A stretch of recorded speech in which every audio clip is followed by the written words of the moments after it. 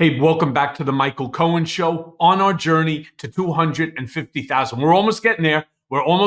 208,000 subscribers thanks to you. So if you like what you see, hit subscribe and share it with a friend because this stuff is important. And I want to bring up yesterday. Yesterday, Trump was in Chicago at the Economic Club, and he went there for an interview with John Micklethwaite, who happens to be the editor-in-chief of Bloomberg News. You're not talking about some random guy. You're talking about the editor-in-chief of Bloomberg News. And once again, he has outdone himself on deranged interviews. I mean, Fox News then went ahead and they started saying that Trump put the interviewer in his place, when in reality, Trump was the one that was checked. So here's the clip of Donald acting like the fucking toddler that he is. Play the clip. She came out, she just said, the Green New Scam. She just named all these things. But President Trump, the issue the markets are looking at the fact you are making all these promises. Latest one was car loans.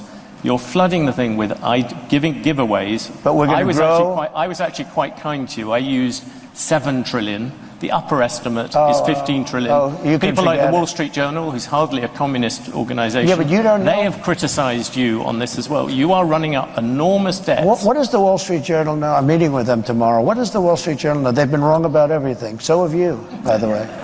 You've been wrong about You're trying to turn this. You've been wrong about it. You're trying to turn this into debate. There are business people. But you're wrong. People. You've been wrong all your life on this stuff. You've been unbelievable. Unbelievable. You're talking to a guy who does this for a living versus a guy who has no sense of reality, nor does he have a sense of a dollar, because he's not making his money. He's grifting his money, whether it's this now Liberty token, which is the new cryptocurrency run by, get a load of this, by Eric Trump, right? The dumbest of the 3 kids, and Don Jr., who's just out to lunch right now. I mean, he's acting like a toddler. You don't know what you're talking about. The Wall Street Journal does not. Nobody knows what they're talking about, of course, except for Donald Trump. You're there at an economic forum, and yet Fox News, this fake fucking propaganda network, is talking about how Donald Trump owned the interviewer. Who goes to an interview for the purpose of owning them? How about you talk about economic principle? All right. And the fact that he's sitting there and he's offering, you're going to get this, you're going to get that, including the fact that Trump made another stupid statement the other day when he's talking about Mercedes-Benz, how toddlers can assemble the car. Toddlers can assemble the car as easy as the auto workers. First of all, you know how demeaning and disrespectful that is, especially to a group of people that you are asking to vote for you. We're talking about the auto workers in Michigan. So to those auto workers in Michigan that are even contemplating somebody like Donald Trump as the president of the United States, he has no respect for you. This guy thinks that your job can be taken by a toddler. So whatever skills that you have are the same skills that are innate born in every single human being. It's truly incredible. I mean, then he's discussing the age of the Supreme Court justices. I mean, this clip is so ironic, you can't make it up. Play that clip. Because, you put them in the young. You tend to put them in young. Only stupid people put old. You don't put old in because they're there for 2 years or 3 years. So you put them in young. So I got 3. A lot of judges. What is he babbling about? I mean, for God's sakes, he put in 3 judges, each one in the mid-50s. So now we basically are stuck with these 3 Heritage Foundation judges that believe a woman should not have her rights to her reproductive decision-making. You have them who are on the far-right fringe, that entire white nationalist evangelical ideology. And we're going to be stuck with them for at least 4 decades. Imagine that. And you know what? Here's something else that we know. If, God forbid, Trump ends up winning, we already know Clarence Thomas and Justice Alito have already said privately that they intend to resign and go into retirement, which gives Trump then an opportunity to put 2 more. He now has 5 of the 9 justices. Just imagine the headache. Imagine the crap that the problems that this guy is going to reap on this country through the Supreme Court.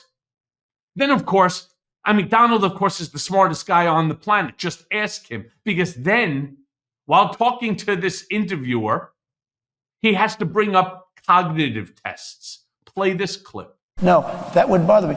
But, I took 2 cognitive tests, and I aced them both. I think that, frankly, people, regardless, should take, if they're 50 or 40, I think people should take cognitive tests, not because of the age, but because of something else. Now, here's the problem. They say it's unconstitutional, okay?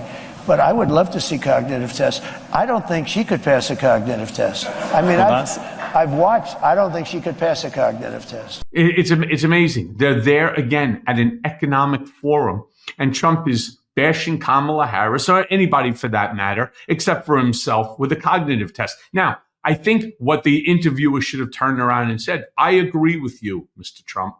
I absolutely agree with you. I think every president should have to take a cognitive test. But you don't get to pick the doctor. All right? You don't get to pick the doctor.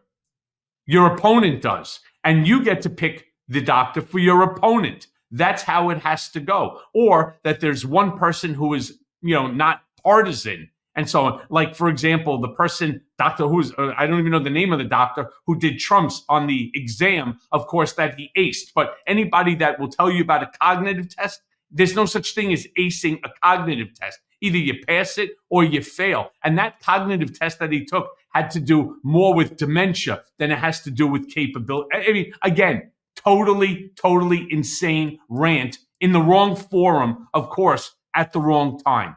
Then Trump goes ahead and he accuses the interviewer. Again, he's so fucking disrespectful of not even being able to finish a thought. Play this clip. I was going to ask you about the Federal Reserve. No, you got to be able to finish a thought because it's very important. This is big stuff we're talking about. You can't go that quickly. You've gone from the dollar to So let Macron. me just tell you. So I said, no, I'm just telling you basic, it's called the weave. It's all these different things happening. Yeah. So let me just say, so I said to Mnuchin. What the hell are these people laughing about in the background? I mean, isn't a WWE or a UFC, fight. This is a guy who agreed to come in and to be interviewed to discuss economic policy that he intends to implement if, in fact, he would become the next president of the United States of America. But so far, they've talked about nothing economic. They've only talked about how the interviewer can't finish a thought, or Kamala Harris on a cognitive test, or the weave, or the weave. All right, finally, they actually do get to an economic policy. But this one, again, is batshit crazy. It's Trump's understanding, or should I say, his lack of understanding of the concept of tariffs. Play that clip. I'll let you give your example. No, you talked a lot about tariffs. You look at the American economy, 40 million jobs rely on trade. It counts for 27% of GDP. Okay. If you cut that off, that's also going to have an effect on many business people here. Yeah. Tariffs also have another side. Isn't that something that you have to acknowledge? No. You could be plunging America into the biggest trade war since Smoot-Hawley. But there are no tariffs. You're going to stop. There are tariffs already at the moment. There are no tariffs. All you have to do is build your plant in the United States, and you don't have any tariffs. People, a lot of places like this, there are a lot of jobs that rely on foreigners coming here. You're going to basically stop trade with China. You're talking about 60% on that, 60% tariffs on that. You're talking, as you said, 100, 200% on things you don't really like. You're also talking about 10, 20% tariffs on the rest of the world. Isolationist ideology, right out of the Third Reich.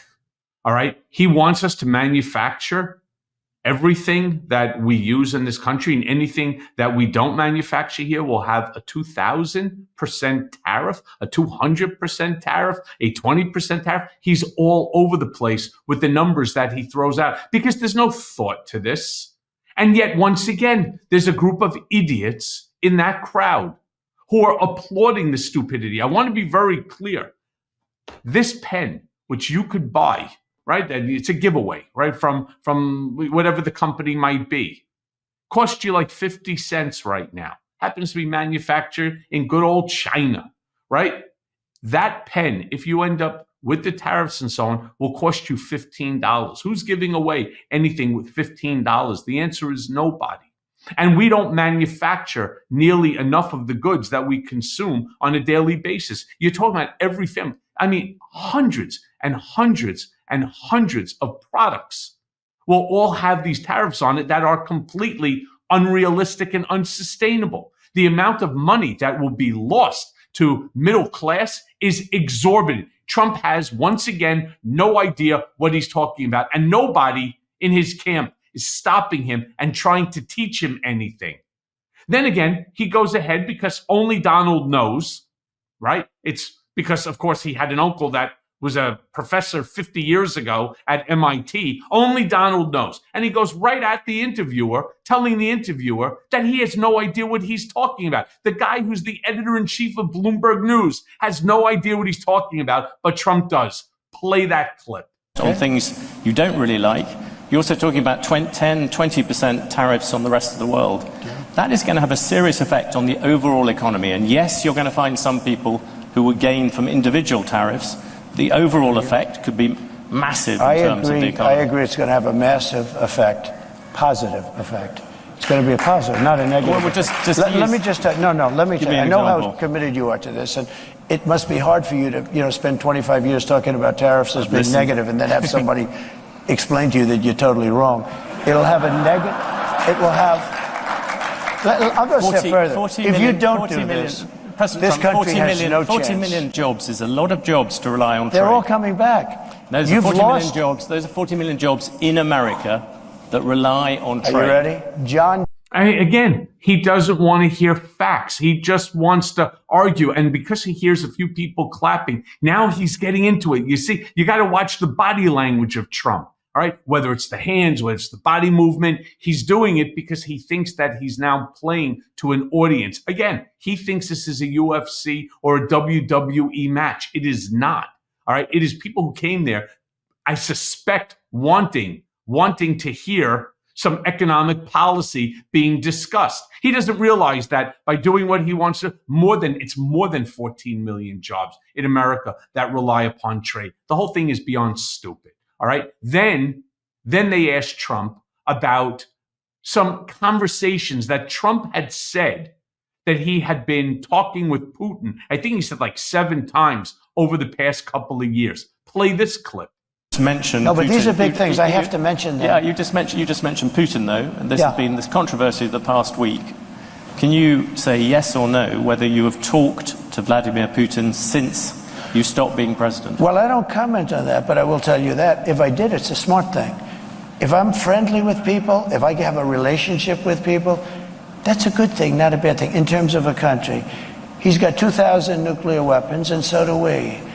China has a lot less, but they'll catch us within 5 years. That sounds very much like you did talk to him. I don't talk about that. You talk about talking to Netanyahu, you talk about talking to these people. Russia has never... Because he's lying. Remember what I always told you? Accordion hands, all right? When he starts going with the accordion hands, you know that he's lying. That's his own tick. That's his tell, like if it was a card game. Let me be also clear with each and every one of you, because this is important. If in fact Trump is speaking to Putin, who happens to be number one adversary to the United States right now, who is out there right now attacking another country, all right? That is a violation of the Logan Act. That is treason.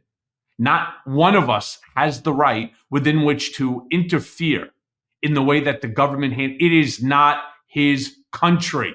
It is not his presidency. He had his opportunity to sit and to talk to Putin when he was president. That stopped in 2020. anything that he's talking to Putin about. Maybe he's giving him some of the top secret documents that is stored at Mar-a-Lago. Maybe he already gave them to him. Maybe, for example, that the information that Israel gave to Trump, which, by the way, was done by Netanyahu, gave Trump this top secret information. For all you know, Trump shared it with Putin somehow, and Putin shared it with Iran.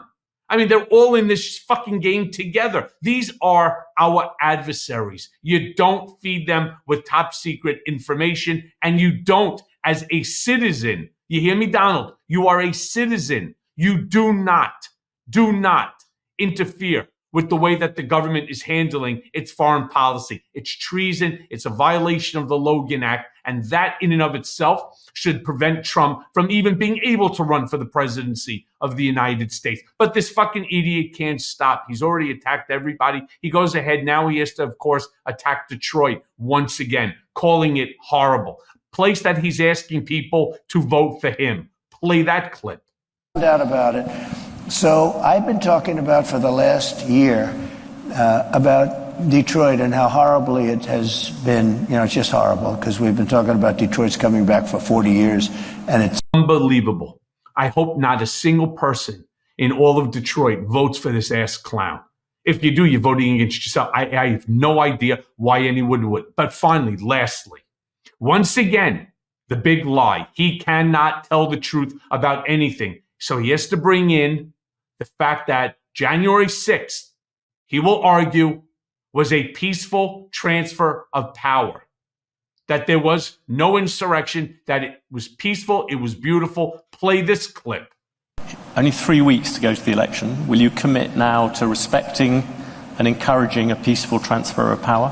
well, you had a peaceful transfer of power. You had a peaceful transfer of power. You had a peaceful. Come on, President Trump. You had a peaceful transfer of power compared with Venezuela, but it was by far the worst transfer of power for a long time. Thank you. I appreciate that, because this is what they like to do. This is what they like to do. It's very interesting. The question, President Trump, is would you respect the decision? When I found out about this interview, I did a little check. He's a man that has not been a big Trump fan over the years. So I had a choice. Do I do this interview or not? I'm glad I did it. But do I do this interview or do I disappoint a lot of people? Because I know a lot of people in the audience. But his view is very different than mine. Let me just say. I'm asking you. Yeah, he knows a lot of people in this because they stack the audience with idiots to sit there and to clap. That's the whole thing. Look, let me be very clear. You've now watched a whole bunch of clips showing the man is unhinged. He's unbalanced. He's lost it. He is completely disassociated from reality. It's why I am voting for Kamala Harris, that I am voting for Tim Walz, and I think you should too. And that's why I'm going to turn around and say, make sure that you, and I say it in every single episode, make sure that you go to vote.org, make sure you're registered, and make sure you get to the ballot box one way or another, whether it's going to be in person or mail-in ballot. Make sure that you cast your vote for Harris Walz 2024. Hey, everyone. First of all, thanks for watching. I mean, we're going to be posting daily episodes with reactions and talking about politics. We'll be talking about everything, in fact. So please like and subscribe. Join us on this journey.